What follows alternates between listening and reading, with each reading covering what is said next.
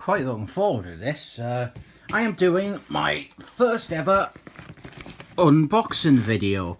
I have got the Marvel Infinity War Omnibus. I was meant to do this video yesterday, but it didn't come until today. And it's from Amazon. There's a little bit of product placement for Amazon if they want to sort us out with some freebies or something.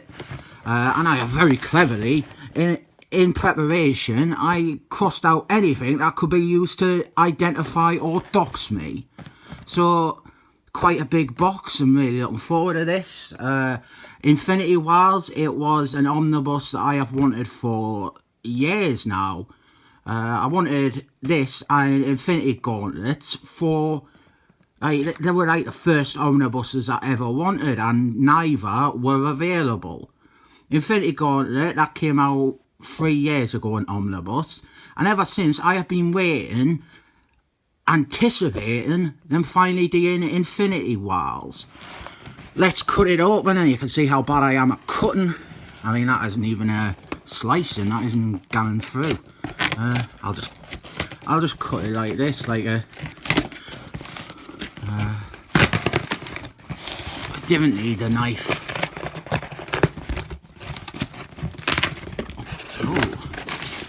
Amazon really fucking rubbish at packaging stuff like this. It wasn't fucking hell. Literally, they just add a fucking piece of sandpaper and it wasn't even covering her. That's a shame. They had this cover on I thought it was like a placeholder, and I hate this cover. The thing I don't like about it is that this isn't artwork. This isn't a cover. This is just a collage of various images by the artist Ron Lee. That is Stanley Lee's little brother. And I haven't seen the back of it. They only saw the front on the listing. That quite annoys us. The spine is it'll be the only omnibus I have that doesn't have a black spine. It'll look ununiform. On the back, let's see who's here. Haven't seen this part of the image before. Right, well, there's one thing that annoys us, and that is that some very prominent characters are not represented at all on this image at all, this collage. I'm trying to work out if I recognise any of the art from back here from the comic. No, I don't. Then we got Wolfman and Adam Watson on the spine. But yeah, this is a collage. This isn't an image that is actually being drawn. This is so it's like really. This Thanius, for example, I pinpointed him straight away. He's from this house ad from 1993 or 1994, and like, no doubt about that, that is the exact same image. It's not like he's redrawn it or used it as a basis. It's the exact same image. And Galactus Man here, that is straight from issue 6 of Infinity Wars, when the baddie, the evil Adam Watson, has all the heroes captured on a wall. They're like held in stasis with the because he has got the Infinity Gauntlet. This is quite a thick one, quite a thick omnibus. I'm wondering if it's thicker than no, it's not. It's just a little bit smaller than the 4 by Simon Walterson. This is great. This is a variant cover. Remember back in the days when they used to have variant covers for omnibuses? I would have liked if they had a variant cover for this. That was just like a cover from one of the actual issues, because I really didn't like this cover. It's just a mess. Compositionally, it's awful. It's not telling a story. It's just a bunch of characters slapped together. And Storms, she's really prominent. She's I'd be surprised if she even has a line of dialogue in the whole story. Iron Man, he's very prominent. He isn't in the story. him, Mr. Fantastical, Spider-Man and Hawkeye, they are all like taken off the table in the first issue. They're all injured or captured. But yeah, my problem is, and actually I've just realised something else. Yeah, they've lowered it. The image, it went higher, because I remember on the Amazon listing where it had it, you could see Warwick Davis behind Phineas. And oh fucking hell, they've lowered it and they've got the black. I mean, I rarely buy Marvel comics these days, and even the collections, I'm getting less and less of them. It's just shite like this. Very poor production.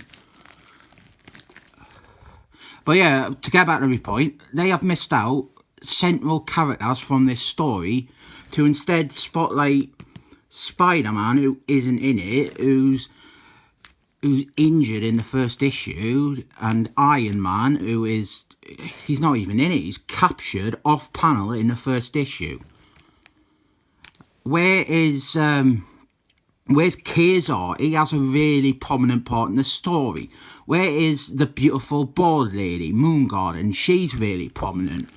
Where is Dax the Destructoid? He's really prominent in it, and he's nowhere to be seen on this cover. And they don't give us any shit that they're spotlighting the important, big, iconic heroes, because, well, Dax, he is in a fucking film, so why is he not on the cover? And they've got characters like Sea Girl there, Strong Guy, not Sunday, you idiots. So it's not a case that they're choosing to just highlight the big names like Iron Man or Thor. I mean, so far it's just been me looking at the cover and moaning. I haven't even got out the plastic seal yet. There's Thor there. This is in the 90s when he had a helmet and stuff. I'm opening it up now. Off comes the plastic, and from the looks of it, another thing I hate about the current omnibuses is, well, let's take the dust jacket off. Oh, well, there's a much better image underneath. This is the cover to issue number 2. I would have much preferred that as the actual fucking cover. This is really good Ron Lee art. It's when all the characters are fighting each other. Really, really good. This is a fantastic cover. This is like, the covers for this series are really, really good, and that's what annoys us, that it didn't use one for the cover for this omnibus. I'm just sorting the art in, and if you look, there's Kazar there. A lot of really great characters in this story. But yeah, I don't like when they do this, where they have stuff printed on the actual cover. Because like, if you had on, you'll see where the 4 one, they just had black and then the title embossed, and nearly all the other omnibuses I have are like this, and it looks beautiful. It looks really, Thor's Hammer there, it looks really, makes it look like a proper book. It looks like something to be proud of. And this just looks like something you'd buy in a discount bookshop to put on your coffee table or whatever. So let's go in and see what it's like inside. There's Phineas fighting Phineas, because there's 2 of them. Infinity Wars, they've got Adam Watson and Gonorrhea there. Nice image there. They still didn't correct it though. She-Hulk's is miscoloured there as the Hulk from the Excellent Men. You'd think if they were going to repurpose something, they would at least colour correct it. Yeah, there is a lot of stuff in here. We've got the Infinity Wars, the main series. We've got all the crossover issues. And I was afraid, because I had wanted this for a long time, and I was afraid they were going to skimp and just like do the main series and the main tie-ins in Adam Watson's books and stuff like that. But I'm really pleased to see, I think, everything collected here. The only thing I think they might have removed is, let's have a look. I think they might have removed... Oh, no, they haven't. Wonder Man. There's 3 or 4 issues of Wonder Man in here, and they are written by a paedophile. There, that is a great cover. That's a well-known cover. That is really iconic. I love this cover. I think I used to have a poster of this. A great set of characters. Ron Lee is an amazing artist. He's really underrated. So, what are we starting with? Issue 1? Oh, it's doing the same thing as the Infinity Gauntlet one. It collects the main series and then all the tie-ins separately. I didn't really like that. I mean, I understand why they did it, because sometimes, like a Daredevil issue, it might cover the events of 2 issues of Infinity Wars, but I sort of... Well, the Adam Watson issues, they're actually written by the same writer, Jim Starman, so they are, I suppose, in some way integral to the story, so you kind of need them in between it. Let's have a look, though, yeah. Issue number 1, Phineas, he's a farmer. Ron Lee, he does the art for the whole series, the whole mini-series. First appearance of Spider-Man's doppelganger from Maximum Carnages. And there is Eternity, the living embodiment of all space and time, and Galactus Man. I think I like Infinity Wars more than Infinity Gauntlet. I think this one... Mr. Doom, he is great in this story. He teams up with Kronos to fight the baddie. Yeah, Mr. Fantasticals, he gets replaced by his evil double. There's the baddie, the evil Adam Watson. Really, really good story, this. There, as you can see, Iron Man knocked out straight away. He's not in the story anymore. That's his double there. And then all the characters, they come together, come together for a meeting. And, oh, it's such a good story, this one. There's Kronos there. And this is before Kurt Busey ruined him. So we end with Phineas, and the big idea is that Phineas, this time, he's like a hero. He's helping them out. There's the cover that we saw on the cover of this, issue number 2. This one, this is what I like. When you have the scenes with loads of characters around... Really like this. Big group shots. There's Kazar there. Loads of characters. She-Hulks. Hashtag make She-Hulks she-hot again. There's the beautiful board lady, Moon Garden. We love her a lot. This is Adam Watson's Galactical Guardians team. And there's an evil Phineas who's helping out the baddie. And then this is a subplot that's going on. Galactus Man, Silver Surf Man, and Doctor Strange, and Fire Girl. They're looking for some cosmic thing or summit.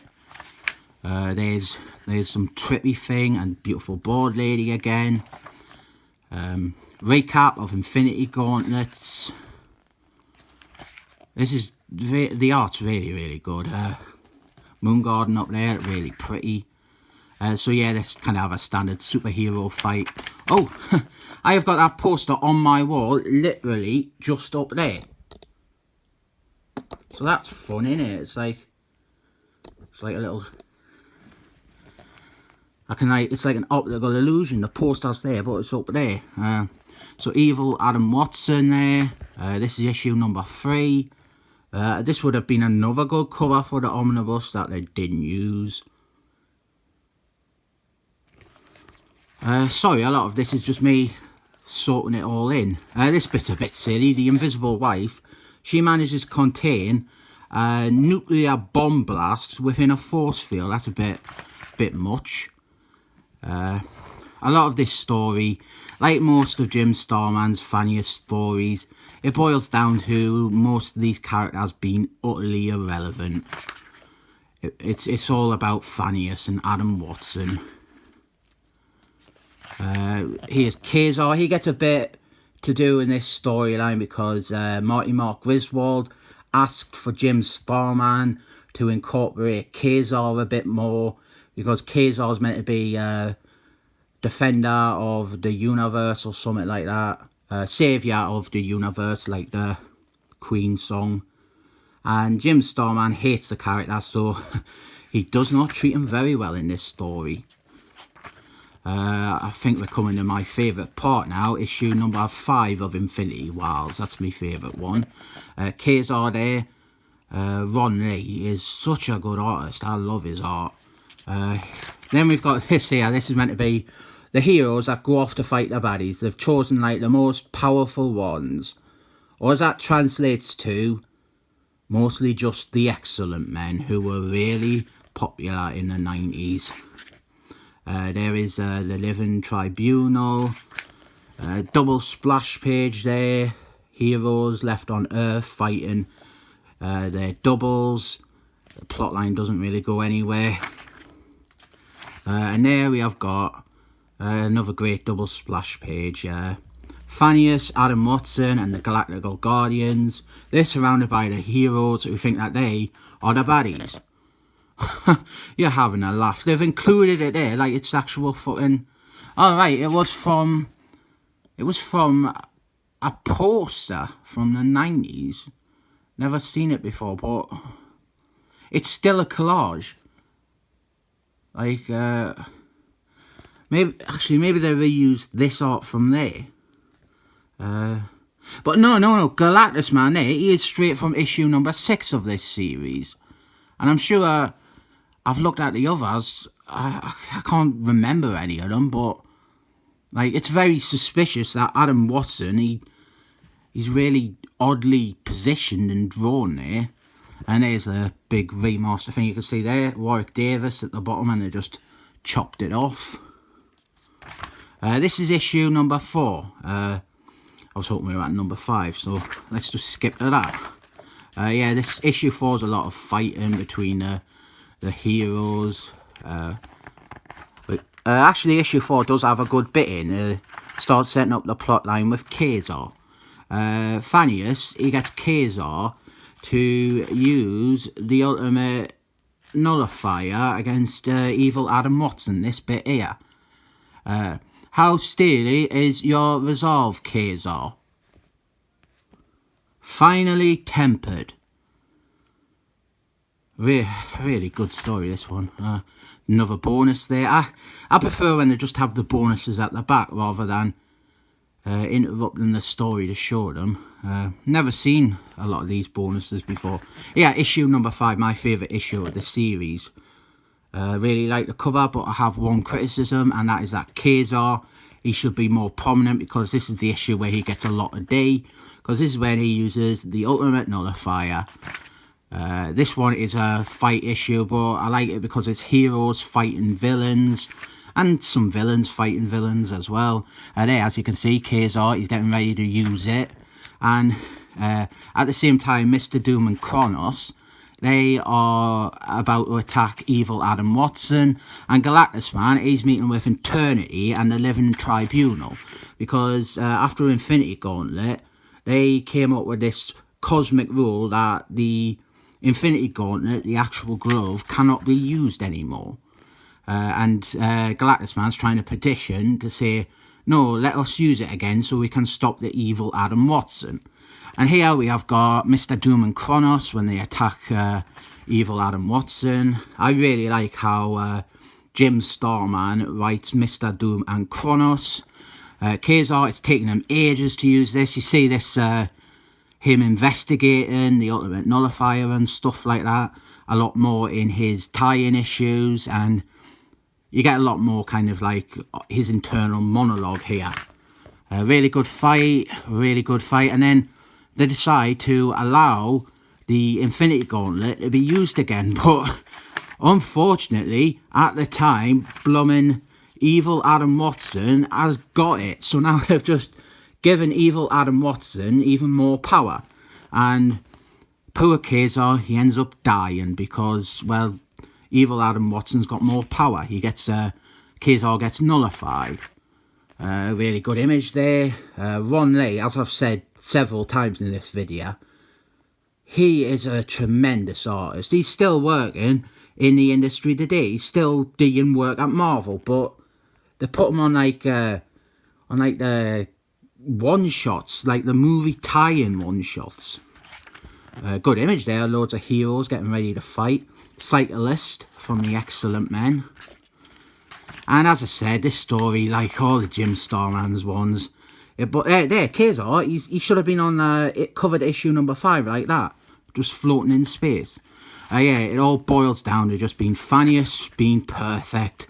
The only person there, you can see there, Galactus Man there. That's the exact image that is on the cover.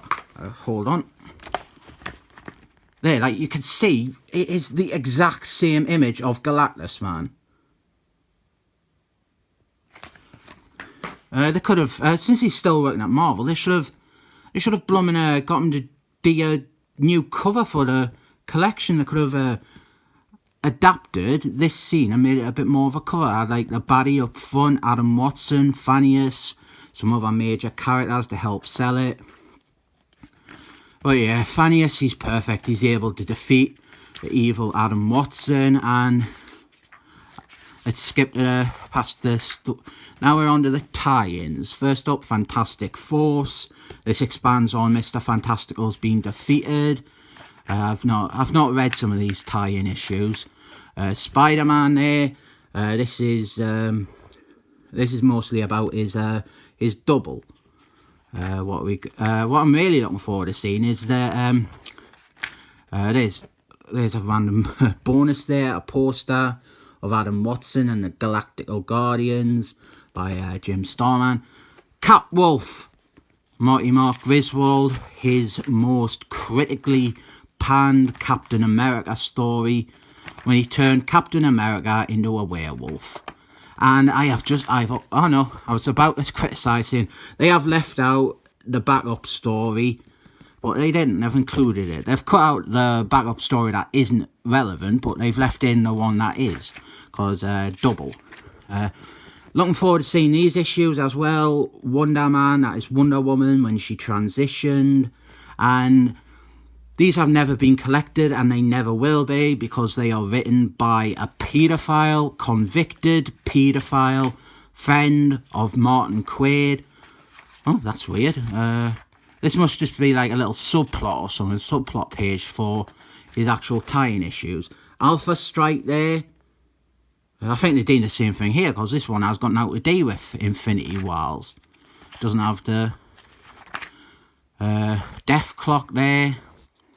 Right, so I think they try and save on page count. They're just including the important subplot pages from some of them.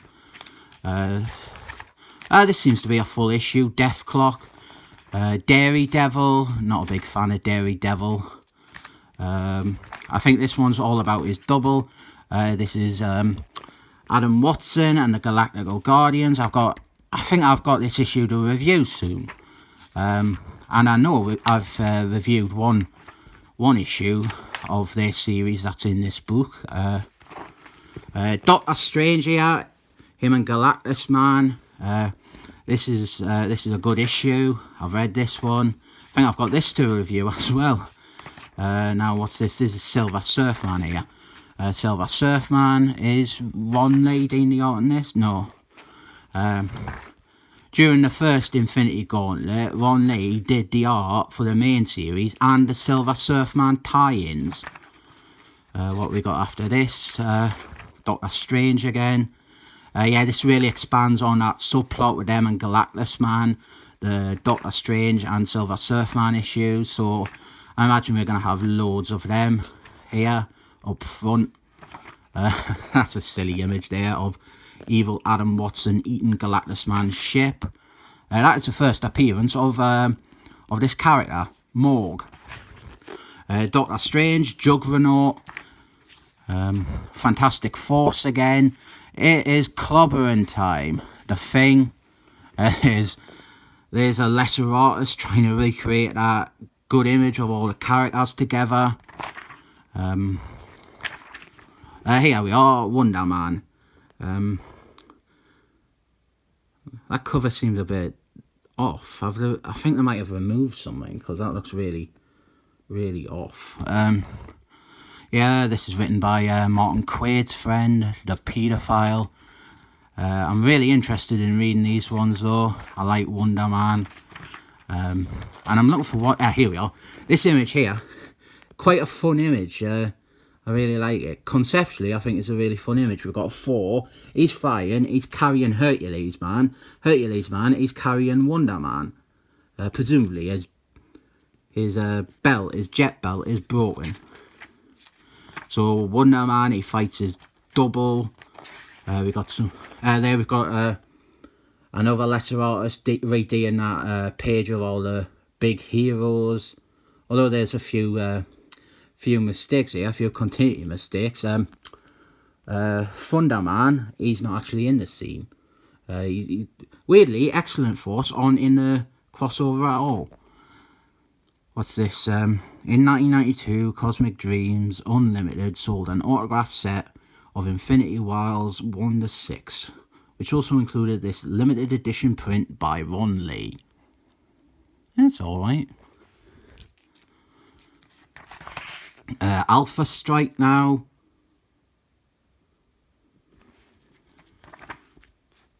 I'm sure... Must be a later issue. There's one cover for Alpha Strike that I really like. One of their tie-in issues. Mr. Doom there. Didn't know he had a tie-in issue. This might be interesting. Might expand upon his character. There's Sandman, Galactical Guardians. Here we are, Kazar. This is the prize find for me. Greg Batman art there. This is issue 37. The pages are sticking together. Fucking the production quality at Marvel is fucking awful. This is I remember now, this issue, a lot of it is explaining away continuity errors in Infinity Gauntlet. Greg Batman art, really good art. All these pages stick together. I mean, this fucking cost what? I think I ordered it with Amazon, so we'll get sale guaranteed lowest price. But I think the retail price for this is what, like $125, and the fucking pages are sticking together. It's disgusting. What we got next? Fantastic Force again. Invisible Wife. We love her. She's the best one. New Warriors there. Richard P. Myers, aka Diversity in the Comics, his favourite book. This one's all about Rage, one of the best Marvel characters. He fights his double. A lot of the tie-in issues are lazy like that. They're just characters fighting their doubles. This is Moon Man. Not read these. Not a big fan of Moon Man, really. Quite a lot of Moon Man. Here we are, something different. These are some Thanius stories. Thanius. And they don't look very well drawn. Or very well coloured, maybe. He goes to see Mistress Death. Oh, yeah, this is the one I've reviewed. Beautiful bald lady there on the cover. That's probably why I reviewed it, because she's in the cover. This is the one where she's practically wearing string. Like, she's... like, that's barely even clothes. This was a good issue, if I remember. Kazar again. This is Greg Batman's final issue on Kazar. So yeah, you see a lot of the scenes told from different perspectives in the tie-ins. I like when they do that with tie-ins. The Kazar ones, of course, they get to be more relevant. He's not just fighting his double or stuff like in the other ones. There's evil Adam Watson there. This is the Kazar issues explain where the doubles come from, because Jim Starman didn't bother doing that in the main story. Alpha Strike again. It must be issue 112 that has got the cover I like, which will be coming up soon, I'm guessing. No, it looks like we've got a Doctor Strange issue, Doctor Strange and Death. Yeah, I'm about 2/3 in. This is Renegade, Lorenzo Lamas, Galactical Guardians. Is this the one I reviewed? No, it's the next issue I reviewed. Yeah, this one. One of my first reviews, this issue. It's a fucking mess. Then we've got Mr. Doom again, it looks like. Then Wonder Man. Wonder Man 14. I think that's his final tie-in issue. What's next? Moon Man again. Where's this? There's Kazar again. Kazar, he has 4 or 5 tie-in issues. This is the first issue not drawn by Greg Batman. And this is the one that explores the Ultimate Nullifier. Really good issue, this one. There's a beautiful bald lady, Moon Garden. Really good issue, that one. What's this? Excerpt from... it's just a little excerpt from a comic. Adam Watson and the Galactical Guardians. I think there's possibly another issue between them. Is it? No, it's not. I just want to make sure I didn't skip this Alpha Strike one after I've bigged up the cover. Kazar again. This is when he uses the Ultimate Nullifier. He goes, he dies, and I wonder if they've got the issues that resolve that plot line in here. There's another Wonder Man issue. It's getting hard to hold up now that all the weight's on the left hand side. If I remember, this does the Wonder Man stories do something weird with his character to make him into like a Hulk. Like he's got to be angry to use his powers. Doctor Strange there, all the magic people teaming up. Not read that one. Not read this one either. Some covers there, some line work for covers and interior stuff. There we are. Alpha Strike 112. I really like this cover for some reason. I've never been able to explain why. I just think it's a really good cover. We're near the end of it. I wonder how much bonuses are at the back. Watson and the Galactical Guardians. This issue is all about Thanius fighting evil Thanius. Fantastic Force.